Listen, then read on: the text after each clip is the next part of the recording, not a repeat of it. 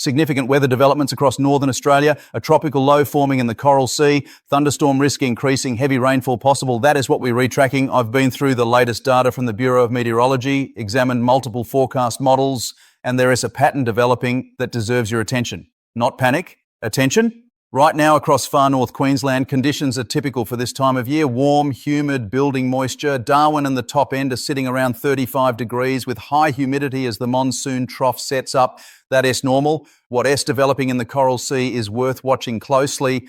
The Access model, the European model, and the GFS are all showing convergence on a tropical low developing over the next 72 to 96 hours.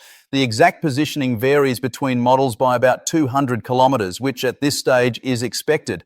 But the agreement on development is strong. Let's break down what we're seeing in the data. There is a surface trough extending from the monsoon trough down through the Coral Sea. Sea surface temperatures in that region are sitting at 28 to 29 degrees Celsius. That's more than warm enough for tropical development.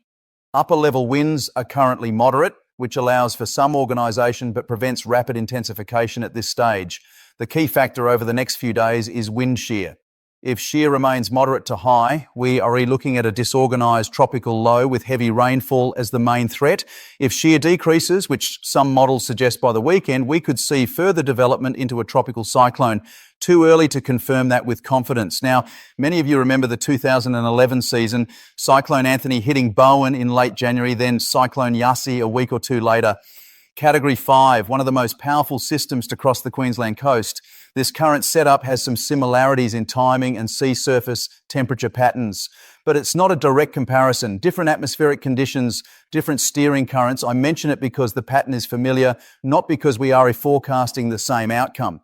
The current low pressure area is positioned roughly 500 kilometres east-northeast of Cairns. Movement over the next 48 hours looks slow, drifting west-southwest at about 10 kilometres per hour. That slow movement is actually a concern because it allows the system to draw moisture and energy from the warm Coral Sea for an extended period. By Friday, the models suggest the low will be positioned closer to the coast, somewhere between Cooktown and Townsville, depending on which model you follow. The Access model has it slightly further north, the European slightly further south. That difference matters significantly for impact forecasting, which is why we need to wait for model convergence before getting specific about locations. Rainfall is the immediate concern, regardless of whether this develops into a named cyclone. The monsoon trough is active, moisture levels are high, and any organised low will produce significant rainfall totals. We're re-looking at widespread falls of 100 to 200 millimetres across coastal and adjacent inland areas of North Queensland from Friday through the weekend. Some areas could see 300 millimetres or more if the low stalls or moves slowly along the coast. For those in Cairns, Port Douglas and the Tablelands, you are in the primary risk zone for heavy rainfall Friday through Sunday. Flash flooding is possible, particularly in areas that have already received rain this week. Creek and river levels will rise. If you are in low-lying areas, monitor the Bureau S warnings closely. Townsville and the surrounding regions south to Bowen are in a secondary risk zone at this stage. Rainfall totals will depend heavily on the exact track of the low. If it tracks further south than currently expected, you'll see higher totals. If it stays north, you will still get rain, but not the extreme amounts. The Whitsundays and Mackay district are currently on the southern fringe of the forecast area. You will likely see increased shower and thunderstorm activity, but the heaviest falls look to remain north at this stage. That could change if the system tracks further south than expected. Wind is the other factor to consider. Even if this doesn't develop into a tropical cyclone, a tropical low can produce damaging wind gusts. We're looking at winds of 60 to 80 kilometres per hour possible near the centre of the low, with higher gusts in squalls and thunderstorms. Coastal areas and exposed locations will see the strongest winds. If this does develop into a tropical cyclone, which remains a possibility but not a certainty, wind speeds would increase significantly. A Category 1 cyclone has sustained winds of 63 to 88 kilometres per hour, with gusts up to 125 kilometres per hour. A Category 2 reaches 170 kilometres per hour in gusts. We're not forecasting that at this stage, but it's within the range of possibilities depending on how conditions evolve. The marine forecast is particularly important for this system. Seas are already building across the Coral Sea. By Friday, expect seas of 3 to 4 metres, increasing to 5 to 6 metres in exposed coastal waters if the low intensifies. Anyone with vessels moored in marinas from Cooktown to Mackay should ensure they were properly secured. This is not a weekend to be out on the water in the affected areas. Storm surge is not a major concern at this stage because the system looks to remain relatively weak and disorganised. However, if we do see development into a Category 2 or higher cyclone, storm surge becomes a significant factor. King tides are not coinciding with this system, which is fortunate, but combine a low-pressure system with onshore winds and you can still see coastal inundation in vulnerable areas. Let's talk about the broader pattern because this tropical low doesn't exist in isolation. The monsoon trough is active right across northern Australia. Darwin and the top end are seeing daily thunderstorms and heavy rainfall. That is typical for this time of year. The build-up has transitioned into the wet season proper. What is different about this season is the sea surface temperature pattern. The Coral Sea is warmer than average for this time of year, sitting about 1 degree above the long-term mean. That doesn't sound like much, but in terms of tropical cyclone development, it's significant. Warmer water means more energy available for developing systems. The Madden-Julian Oscillation, the MJO, is currently in a phase that favours tropical development in the Australian region. That has been the case for about a week now and looks to continue through early February. When the MJO is favourable and sea temperatures are warm, we typically see increased tropical cyclone activity.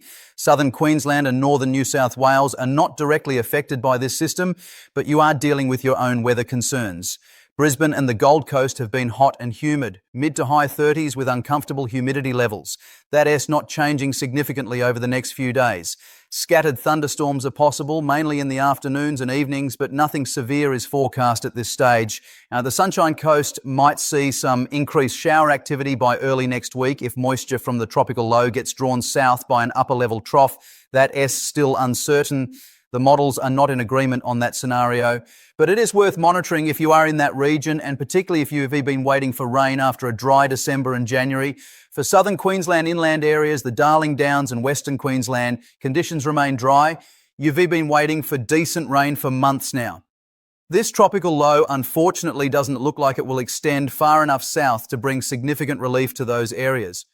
The moisture and rainfall will be concentrated along the coast and adjacent ranges. Moving south to New South Wales, Sydney and surrounding areas have been warm but not extreme. Upper 20s to low 30s this week. The coastal areas are seeing afternoon sea breezes keeping temperatures reasonable. Inland areas are hotter. No significant weather systems are forecast for New South Wales over the next 5 to 7 days. The tropical low will remain well to the north. Victoria and Tasmania are dealing with different conditions entirely. Melbourne has had a mix of warm days and cooler changes. That pattern continues. A weak cold front moves through on Friday, bringing a slight drop in temperatures and possible showers to southern Victoria and Tasmania. Nothing significant, just typical summer variability. Adelaide and South Australia have had perfect conditions this week, mid-20s, sunny, low humidity. That continues through the weekend. You read between weather systems at the moment, which makes for pleasant conditions but doesn't help with the ongoing dry pattern across much of the state. Perth and Western Australia remain dry. 3 months now with minimal rainfall across the southwest. The dams are getting low, gardens are struggling. Unfortunately, no significant rain is forecast for at least the next week. The Indian Ocean pattern is not favouring rainfall for Western Australia at the moment. Back to the tropical low, because that's the main concern. Preparation is key here, particularly for those in far north Queensland. If you in Cairns, Innisfail, Tully, the Tablelands, Port Douglas, you need to start preparation now. Don't wait until Friday when the system is approaching. Secure loose items around your property, outdoor furniture, potted plants, tools, anything that can become a projectile in strong winds needs to be secured or brought inside. Clear gutters and downpipes. With heavy rainfall forecast, blocked gutters can lead to water entering your roof space or causing damage. Stock up on essentials. Not panic buying, sensible preparation. Make sure you have enough food, water and medications for at least 3 days. If the power goes out, which is possible with a system like this, you need to be self-sufficient. Fill the bathtub with clean water before the system arrives. Gives you water for drinking and flushing if the supply is interrupted. Check your emergency kit. Torch with spare batteries, first aid supplies, portable radio, charged mobile phone. If you don't have an emergency kit prepared, now is the time to put one together. The Queensland Emergency Services website has a checklist of what you should include. If you have a generator, make sure it is serviced and ready. Test it now, not when the power is out. Make sure you have fuel stored safely. Never run a generator inside or in an enclosed space. Carbon monoxide poisoning is a real risk. For those with livestock, ensure animals have access to high ground and shelter. Heavy rainfall can cause rapid rises in creek levels. Stock can become stranded. If you have low-lying paddocks, consider moving animals to higher ground before the rain arrives. Farmers and graziers need to secure equipment and check drainage. Waterlogged paddocks can damage machinery and crops. Make sure pumps are operational if you have low-lying areas that need drainage. The insurance question always comes up with tropical weather. Check your policy coverage. Make sure you understand what S covered and what S not. Take photos of your property before the system arrives. If you do suffer damage, documentation helps with claims. Travel plans need to be reconsidered if you're in the affected areas. Driving in heavy rain is dangerous. Flash flooding can occur rapidly. If it's flooded, forget it. That's the SES message, and it's worth repeating. Never drive through floodwater. You cannot tell how deep it is or if the road underneath is damaged. Turn around, find another route. For those flying into or out of Cairns this weekend, monitor your flight status. Airlines will make decisions based on conditions, but delays and cancellations are possible if the system intensifies or moves over the airport. Now, the scenario I want to address directly is cyclone development. As I mentioned, there is a possibility this tropical low could develop into a tropical cyclone. Not a certainty, but a possibility. If that happens, the Bureau of Meteorology will issue warnings and the system will be given a name. Cyclone categories in Australia range from 1 to 5. Category 1 is the weakest, with wind gusts up to 125 kilometres per hour. Damage potential is mainly to caravans, boats and poorly constructed sheds. Category 2 sees gusts up to 170 kilometres per hour. Damage to roofs, trees and power lines. Category 3 through 5 are severe systems with extreme damage potential. At this stage, if development occurs, we are looking at Category 1, possibly Category 2 strength, not a major cyclone. But even a Category 1 system deserves respect and proper preparation. Don't underestimate it based on the number. The timing question: when will we know more? The next 24 to 48 hours are critical. By Thursday evening, we should have much better model agreement on the track and intensity. The Bureau will be updating their tropical cyclone outlook regularly. I'll be monitoring it closely.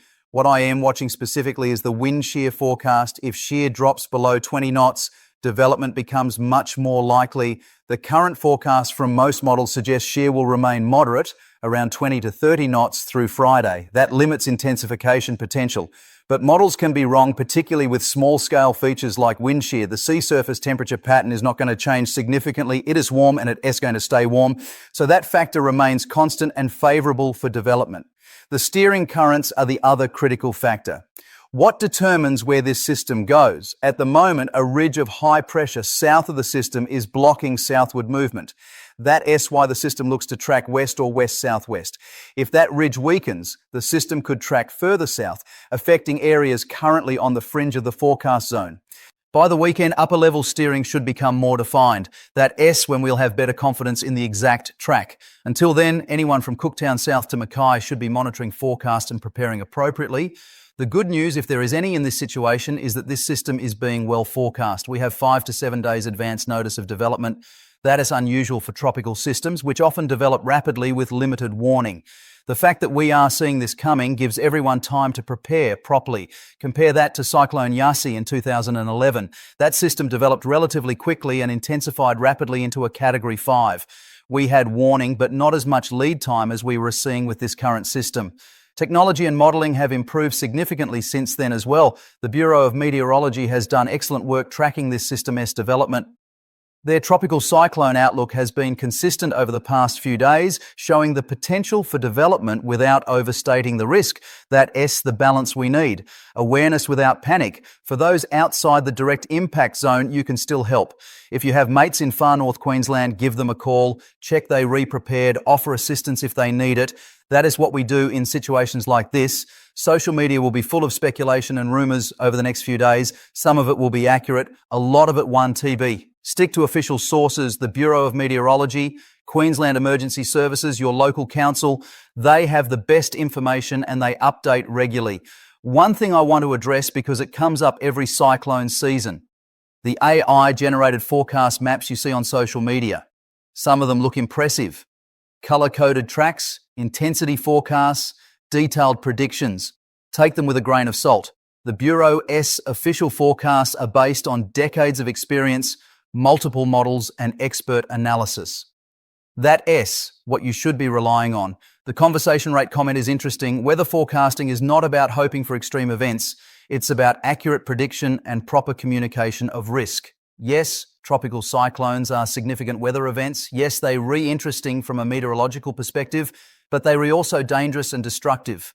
The goal is always for these systems to stay at sea or to weaken before landfall. Some years are quiet, some years are active. That is the nature of cyclone seasons. This season has been relatively quiet so far, which has been fortunate. Whether this system develops or not doesn't change the importance of being prepared every season.